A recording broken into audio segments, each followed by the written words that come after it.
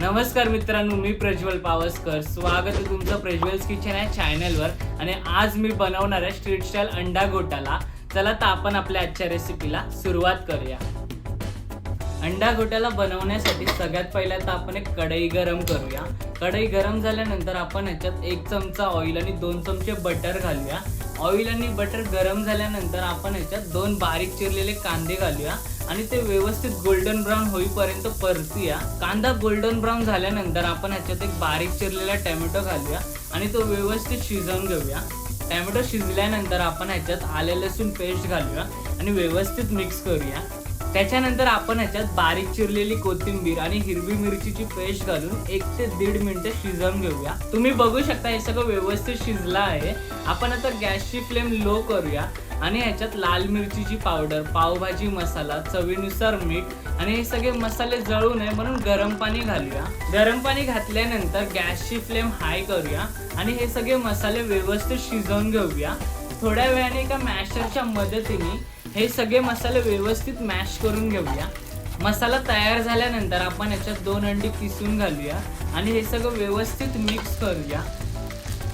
Mix करताच तुम्ही याची कन्सिस्टन्सी बघू शकता, एकदम ड्राय आहे. ही कन्सिस्टन्सी ॲडजस्ट करण्यासाठी आपण ह्याच्यात थोडं गरम पाणी घालूया आणि हाय फ्लेमवर हे सगळं व्यवस्थित शिजवून घेऊया.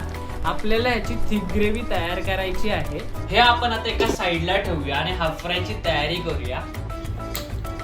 हाफ फ्राय बनवण्यासाठी आपण एका पॅन मध्ये बटर घालूया. बटर गरम झाल्यानंतर आपण ह्याच्यात एक अंड डायरेक्ट तोडून टाकूया आणि त्याच्यावर थोडं मसाला आणि मीठ घालूया.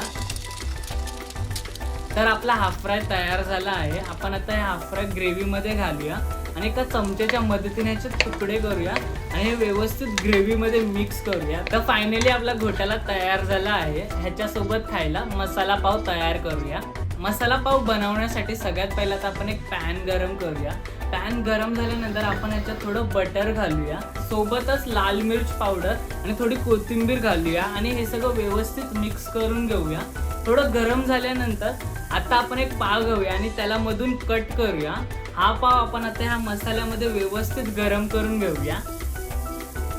तर फायनली आपल्या सगळ्या गोष्टी तयार झाल्या आहेत. आपण आता ह्याची प्लेटिंग करूया.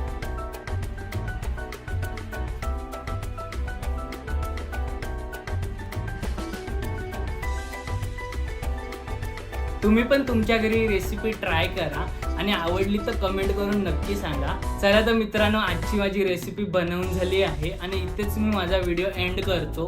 तोपर्यंत तुम्ही या व्हिडिओला लाईक करा, शेअर करा आणि या चॅनलला सबस्क्राईब करा. आपण भेटू पुढे दुसऱ्या रेसिपी सोबत. तोपर्यंत बाय.